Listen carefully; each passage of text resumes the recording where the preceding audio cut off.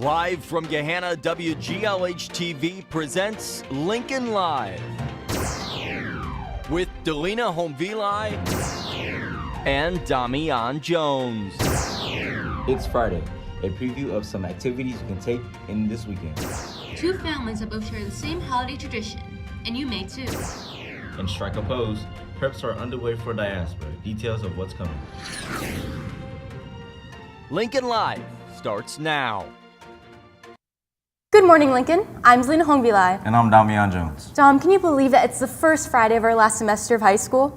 Delina, I feel like that's too early and too sentimental about that stuff right now. No, it's like how next week will be our second Friday of our last semester of high school, and then the week after that will be our third. Anyway, let's get into the news. Starting with boys basketball. They play today at home at 7:30 against the Westville Central Warhawks and Saturday at home against Dublin Jerome.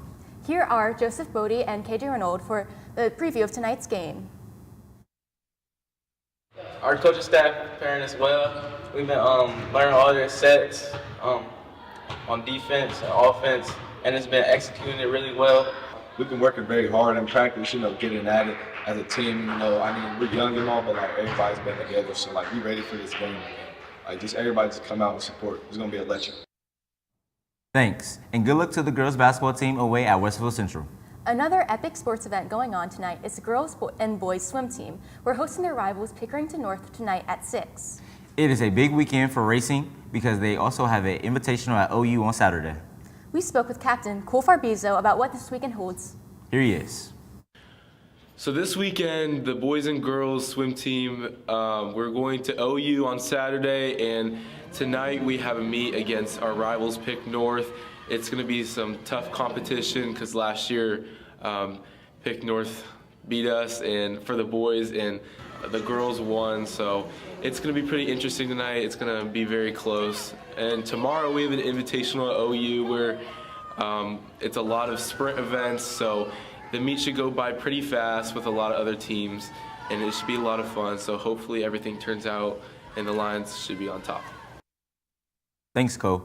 Sounds like something I wouldn't want to miss. Good luck to all the Lions competing this weekend. The debate team is excited for the competitions that will take place in the coming weeks and working hard to place well at districts. Their next tournament is next weekend at Columbus Academy, so the team has been reviewing the work they've done over the winter break to prepare, such as editing, speeches, or writing case blocks. Here are Ava Miller and Evie Hu to discuss the team's hopes for the rest of their season.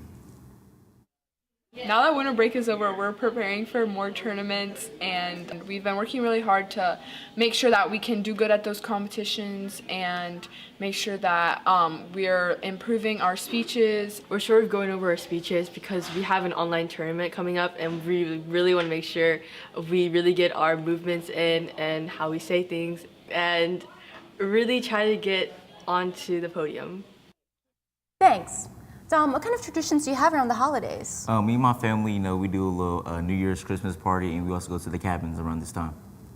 Well, many families are connected through cooking traditions during the winter holidays. Yes, no matter what the family looks like or celebrates, almost everyone has the common thread of starting recipes and meals to put on the table.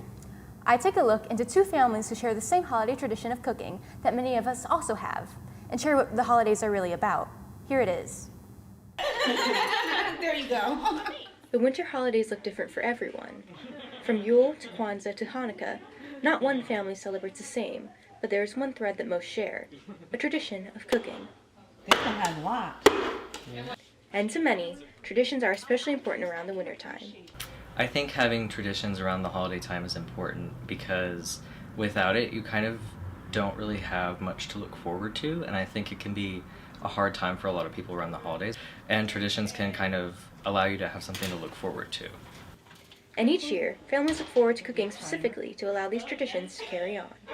Cooking makes you happier, it makes you appreciate other people as well, and it makes you appreciate the time, especially when we have times like today when we're making that mudslide cake, is you get to build that kind of hey, I did this, I understand the time that it took to get to do this project that was making a cake. Our tradition of cooking came from my grandmother, and she used to make cookies for everybody in the neighborhood. Every time we went to her house, there was always cookies in the freezer. And so since she has passed away, that's something that I want to instill in our family with our kids. And we have them cook with us, and it's usually using her recipes. And with cooking being so important to many, these families also have their own unique food traditions each year. Hi, Mom. Hi. Eating with my black side and my white side, and then eating with my step Filipino side, and it's just good overall to get that experience, to see how to cook other foods and how to enjoy our time with each other despite our differences, which our differences is only on the outside, but on the inside we're all just here to eat some good food. That's really about it. That's what Christmas is about. Mainly my mom does a lot of the cooking. She does a lot of making cookies and stuff like that, whether it be for us or for people at the high school. And she usually does it using my great grandma's recipes to kind of like connect with her and like remember her kind of in a way. But we all sort of pitch in. It's like a family thing that we all end up doing together. As generations pass, cooking over the holidays is a tradition seen across almost all families, but what makes it so universal is found through the love shared, rather than the food. This is Lena Hovey for Lincoln Live. Thanks, Delina. That was incredible work. Hey, I think someone else has some news for us today. Yes, it's my twin, David Cremeen. Hey guys! Hey, Mr. David. What news do you have for us today? Well, starting a new year can always be a challenge for certain students. However, some classes are taking time out of their usual class to make vision boards.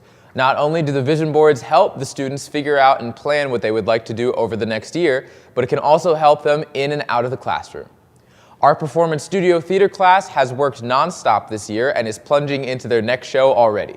The dinner theater this year will be the comedic mystery, Remains to be Seen, where our PS class serves you food in character and performs afterward. The cast list was released yesterday. Here it is.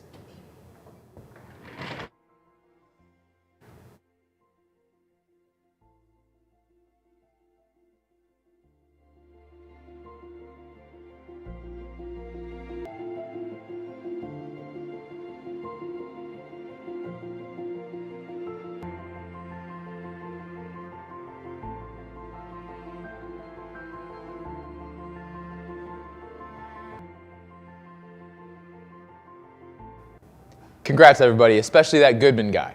The Google Classroom code for all information related to theater is NF23MVN. If you're interested in the musical or in Varsity Varieties, Lincoln's talent show, the next few information meetings are for you. The musical information meeting is on January 10th in the auditorium at 3, and the Varsity Varieties information meeting is on January 11th, also in the auditorium at 3. Again, if you'd like to stay informed about all things theater, the classroom code is NF23MVN. We hope to see you there. Well, that's all I've got today, sending it back to the president and the other one. Okay, David, enough of you. Continuing with performances, Diaspora is a multicultural show at the high school that highlights the influence of African diaspora. It is a platform for students to use their voice and display their talents, such as reading poems, singing, dancing, and more, to inspire and get a larger message across. We talked to RJ Rice about what some students did yesterday to help prepare and where you can buy tickets. Here he is. Yeah, today we did a photo shoot showcasing some of the game changers in our school. We basically got everybody together and kind of had them do a round table of sorts. Diaspora is a really great way of showing how different each and every one of us really are. You know, some people have talents in singing, some have talents in art, photography. There's a wide range of abilities and things that we don't know about each other, but I think this is the best way that we can get to know humanity as a whole. Diaspora is Saturday, February 3rd. You can get your tickets now at local level events. Come out and support. You know what I mean? All the proceeds go to students and scholarships here at Gahanna Lincoln High School. Thanks, RJ. The Fellowship of Christian Athletes is touching millions of lives, one heart at a time. Since 1954, FCA has been challenging coaches and athletes on the professional, college, high school, junior high, and youth levels to use the powerful platform of sports to reach every coach and every athlete with the transforming power of Jesus Christ. FCA focuses on serving local communities around the globe by engaging, equipping, and empowering coaches and athletes to unite, inspire, and change the world through the gospel. With that, we are starting one here at Lincoln. Here is one of the members, FCA leaders, Tino Williams, with more information. I'm one of the leaders for FCA, which stands for Fellowship of Christian Athletes. We have meetings every Wednesday starting at 6:45, and basically we come together to empower and strengthen athletes' mindsets through the power of Christ. Thank you, Tino. Well, Lincoln, we have come to the end of our show. But before we go, it is that time of year again for Coin Wars. So make sure you bring your coins in so you can win. Also, it's a new year in Lincoln. Let's start it off right. Bye.